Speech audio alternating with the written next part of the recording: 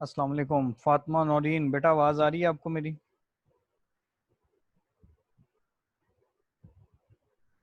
Please unmute your mic if you can hear me. Anyone? Hello?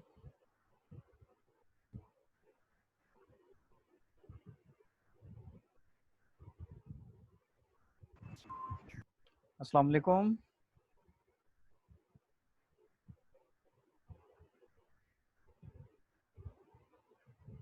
Fatma Noreen, please unmute your mic and response if you are hearing me.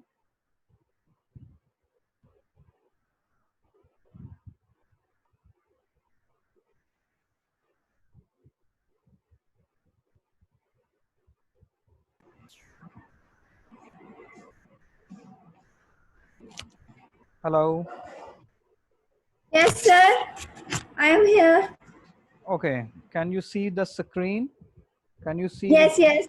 Okay, thank you, thank you. Congratulations for your publication.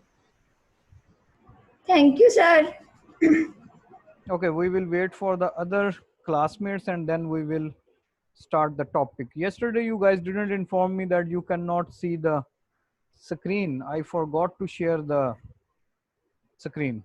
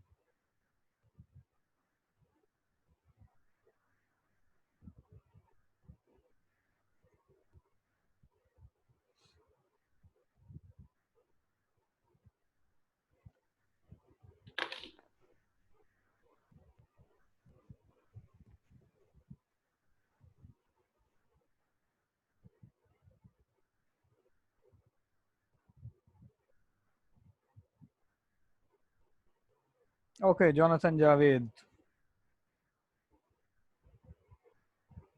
Jonathan Javed, please unmute your mic if you can hear me.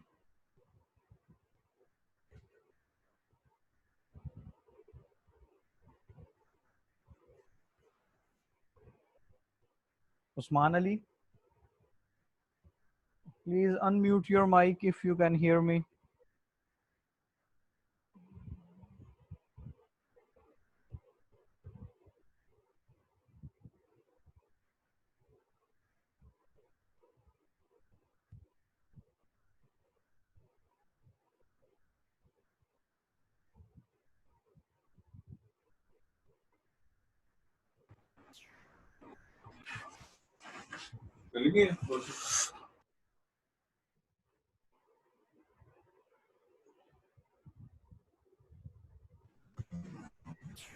Hello, Jonathan.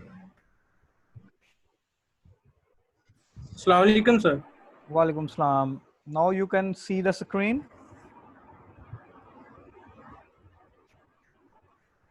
Hello. जी sir. आपको बेटा screen नजर आ रही है अब इस time? क्योंकि कल हम मिस कर गए थे और मैं भूल गया था. जी सर. रीड करें, क्या आ रहा है नजर आपको? Please read. Sorry, please read. Introduction to the structural bioinformatics. So, पढ़ें पढ़ें. quick guideline for computational design 2018 chapter 1. Introduction to structural bioinformatics. Carry on. Read. Abstract Bioinformatics is an emerging modern biology to solve the biological problems with the help of computational approaches by utilizing mathematical and statistical techniques. Statistical There techniques. techniques. Statistical There are techniques. many database statics Statistical techniques. Sta statistical Statistical. stati Tis. First you have to say statistical. statistical. Yes. Yes, very good. Repeat it. Statistical techniques. Repeat There it. are many databases of protein and gene Repeat it. sequences. Repeat it from the start again. Uh, should I start from the beginning? Yes, from the abstract. Abstract. Bioinformatics is an emerging modern biology to solve the biological problems with the help of computational approaches by utilizing mathematical and statistical techniques. Good. There are many databases of protein and gene sequences. The protein sequences can be retrieved from UniProt, and 3D structure prediction can be performed by utilizing homology modeling, threading, and ab initio.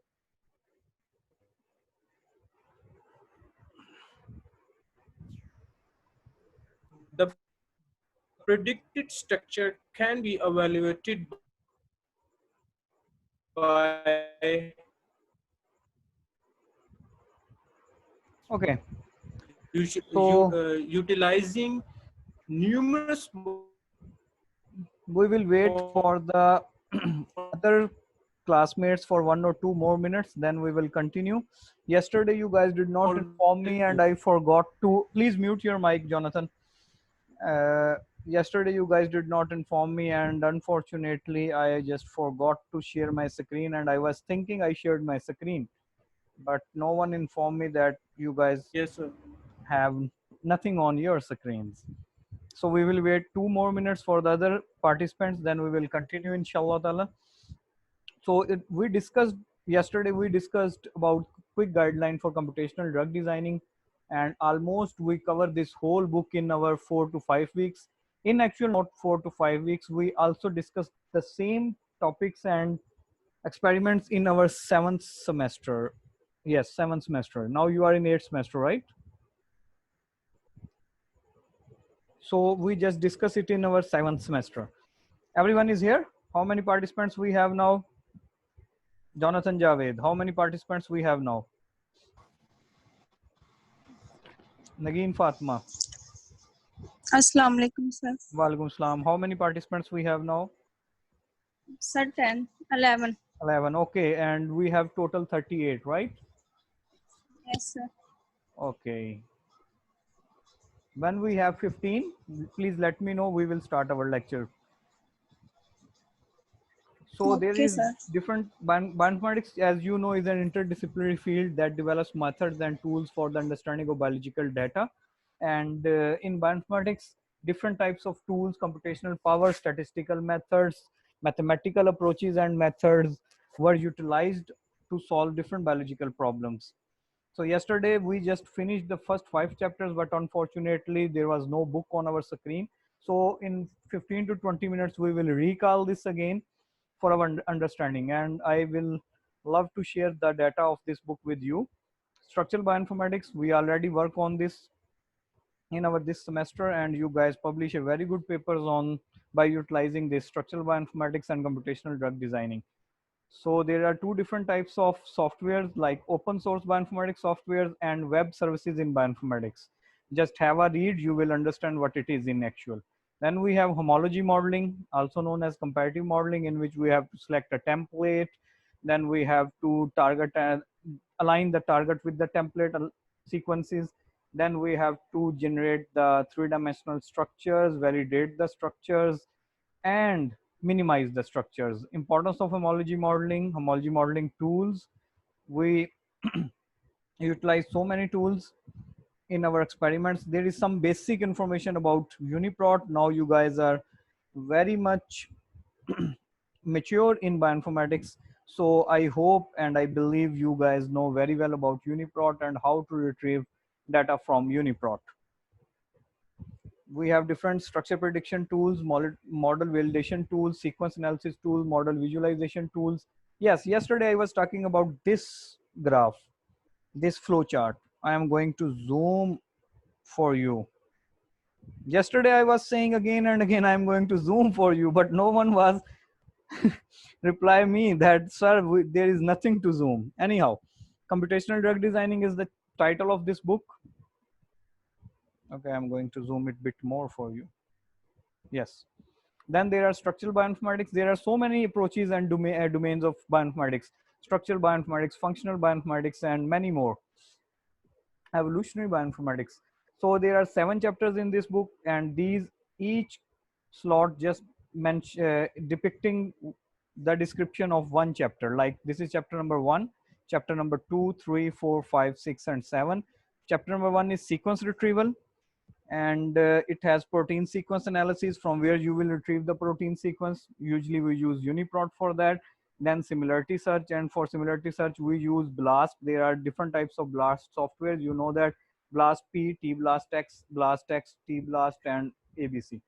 Then we have alignment. For alignment we usually use cluster W. Nowadays it is known as cluster omega.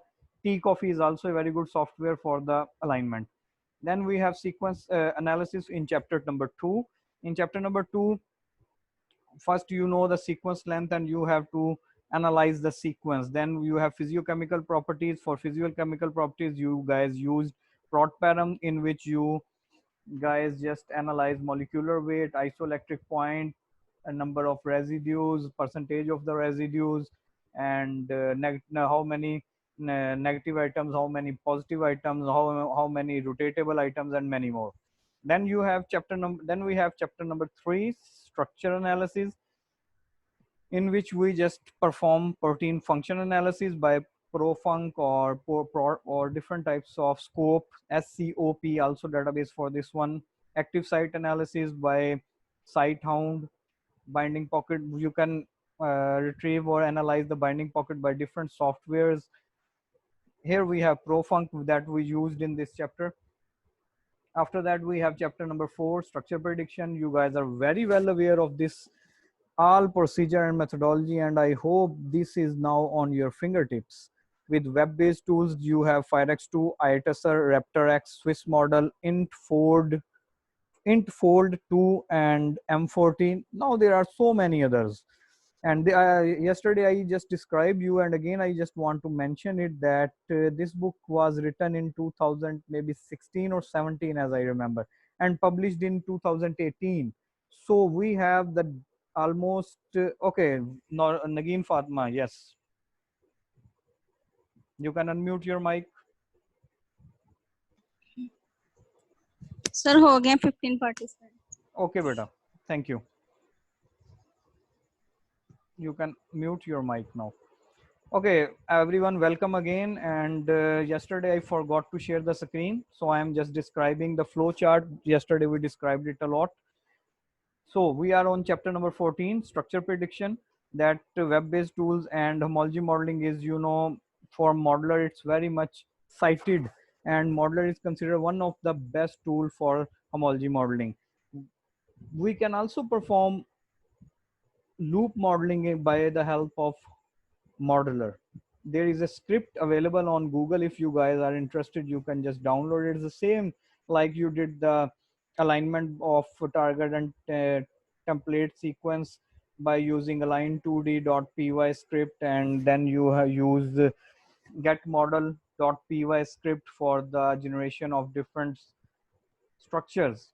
Same, there is script is available. You just have to read the script, alter it according to the nature of your experiment, mention the amino acids of loop. Suppose there are 100 amino acids in the protein sequence, and you predicted the structure. 60 amino acids has very good structure, but the 40 amino acids has continuous long loop, and you guys want to improve it. So you just have to mention in the script that from amino acid number 61 to amino acid number 94, suppose it's the loop, you just mention it and remodel it.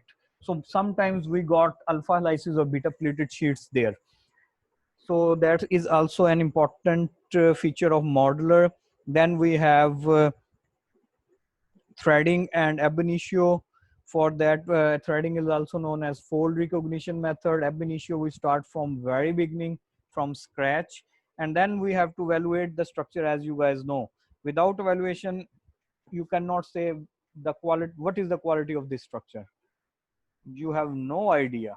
For evaluation, first of all, you guys know about your protein, your literature should be very strong about the specific protein. You have to know where it is going to work, how it works, in where it locates. You know everything about the protein. Sometimes or usually people just report their observations about the protein, like it is a transmembrane protein, how many times it will cross the membrane, which amino acid will cross the membrane. And Uniprot also analyze it computationally, that if it is a transmembrane protein, how many amino acids will cross the membrane and how many times. So you guys should have to study about that. There is a paper, as I remember, maybe KCNK18. If you can check my paper, there is a paper has the protein, I remember, KCNK18. So if you will read that paper, in that paper we have showed the transmembrane, that how many times the protein just cross the membrane. I remember the paper, yes. Otherwise I will cross check it and let you know if it is not that one. So structure evaluation is very important step. If your structure is not good, your all the experiments will be in danger. There is no reliability. So you should be very careful on this step. Our course is research methodology, so you should have to think like a researcher. You should have to think like a researcher, a reviewer. Every point you should have to cross check twice. Otherwise, if you have mistake in the beginning, your whole experiment will have the wrong results. You will be in the wrong direction. That will really damage your experiments, your time, and your finance. So you should be very careful in research. And one more thing, please never ever in your whole life fabricate the data. Never ever. The results you got, please present that results. And after that we have chapter number 6, structure visualization. There are many softwares available for structure visualization. Usually we use UCSF Chimera. VMD is also available. PyMol is available. Discovery Studio is available. MOE is available. Some are purchased one, some are difficult one, but UCSF Chimera is a user-friendly software.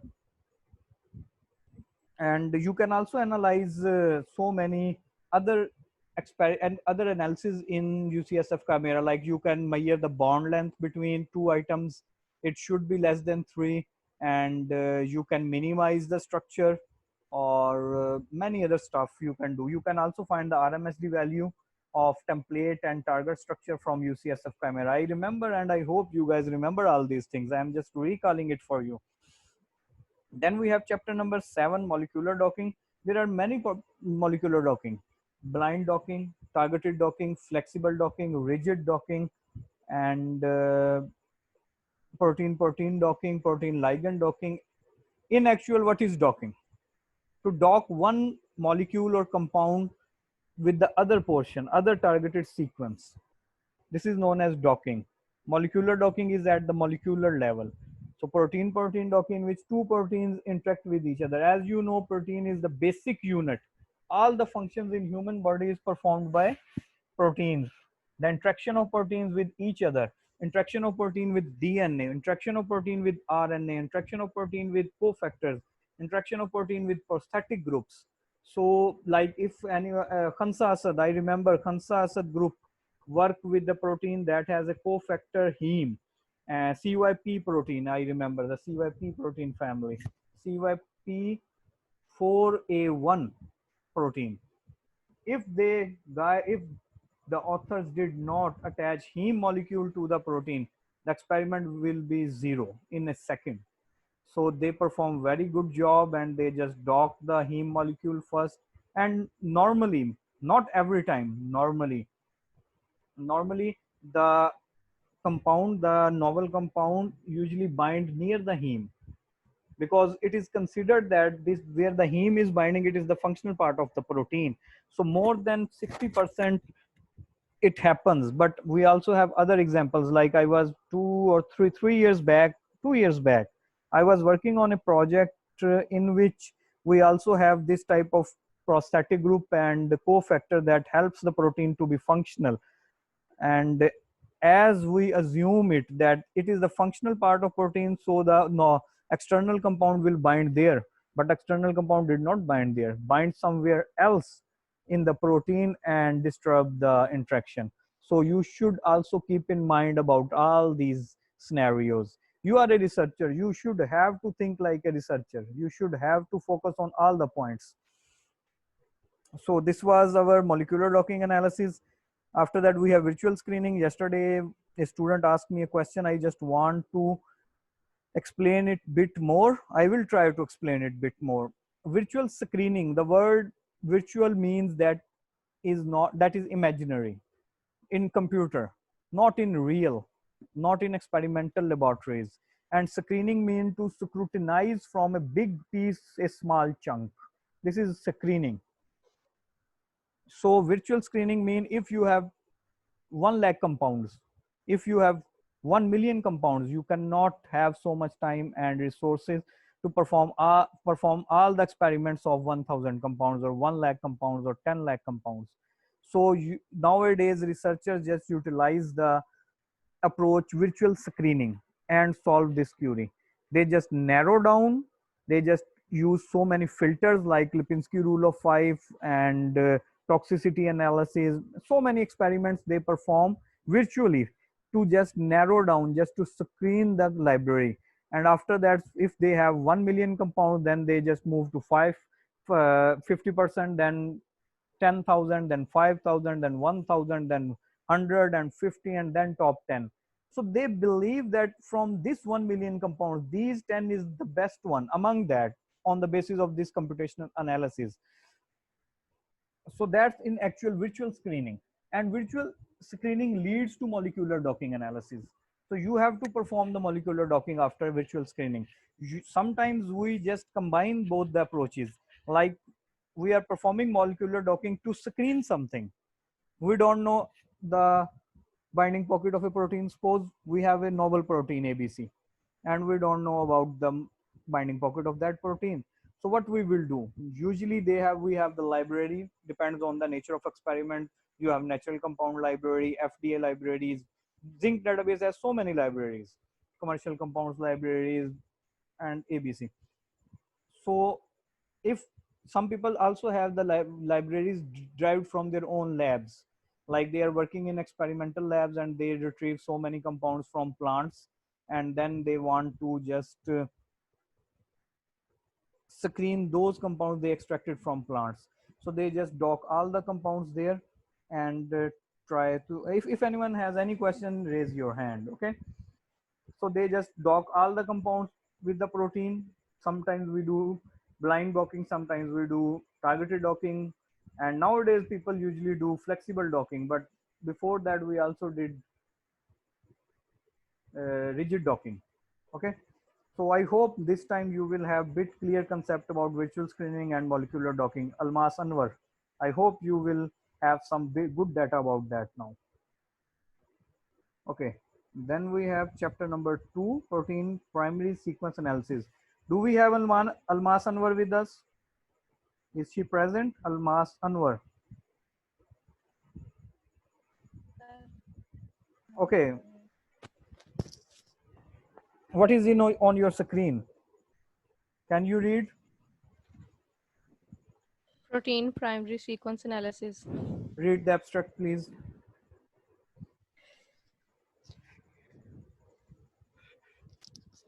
The analysis of primary sequence of protein always show logical insights for further studies. We can analyze a wide range of basic information, including a prediction of repetitive sequences, the motif domain or active sites, and the ability to form a coil structure by performing primary sequence analysis. Broad-param, the primary sequence analysis tool, was used to analyze the physiochemical properties of the selected protein. Very good. Okay बेटा आपका concept clear हो गया virtual screening और molecular docking का? Yes, sir, I'm doing. Okay, very good. Okay, in chapter number 2 we have protein primary sequence analysis. We just discussed it in detail in our last lecture, and we just go through it. Prot param, you guys know very well, you used in your experiments. You analyzed your proteins with prot param. This is the physiochemical properties of RASF2. RASF2 is a cancer protein. We also have a published paper on RASF2. You can find it on Google. So this is the table of RASF2. We just took that protein for all the experiments, and we perform all the experiments on RASF2. Number of residues, molecular weight, number of amino acid residues, isoelectric point, and extinction coefficient, instability index, aliphatic index, GRAVY, number of negative charge residues, number of positively charged residues. All of you have to study about. Yes, Jonathan. Please unmute your mic. Sir, I want to know about that. What is the molecular weight unit in this graph or table? Yes, I know there is no unit in this one because plot param didn't give any unit. So we have to calculate the unit in actual. We have to use other softwares also like Mole Inspiration, like PubChem. No, sorry, not Campbell, not PubChem. Campbell and Osiris Explorer. So we have the unit. This software didn't show the unit. They should have to in actual. And you guys also have to study about GRAVY. I will ask in next lecture what is GRAVY. I am going to give you a hint. The same paper of RASF2 has this in the discussion of the chapter. Okay, yeah, discussion of that paper, and I hope it will be here also somewhere. Okay, here somewhere. Okay, you have a look. So you have to study from here. I am not going to stay here for a long while. From here also, you have to study from here and from there to understand. Then we have chapter number 3, secondary structure analysis. In secondary structure analysis, we usually predict the secondary structure of the protein, and you guys know very well what is secondary structure. In secondary structure, we have alpha helices, beta sheets, motif, ABC. So we have the student Talha Israr with us. Talha Israr, if you are hearing me, please unmute your mic.